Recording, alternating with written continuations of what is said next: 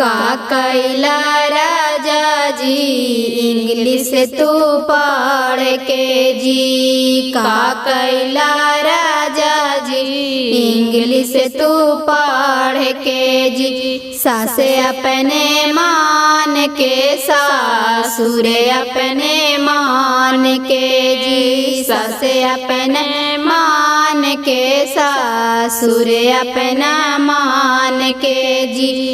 तू अपना मान के सूरत कौना काम के जी। तू अपना मान के सूरत कौना काम के जी। का कैला राजा जी इंग्लिश तू पढ़ के जी। का कैला राजा जी इंग्लिश तू पढ़ के जी। गोतनी अपना मान के भाई सुरे अपना मान के जी। गोतनी अपना मान के भाई सूरजी अपना मान के जी। तू अपना मान के सूरत कौना काम के जी। तू अपना मान के सूरत कौना काम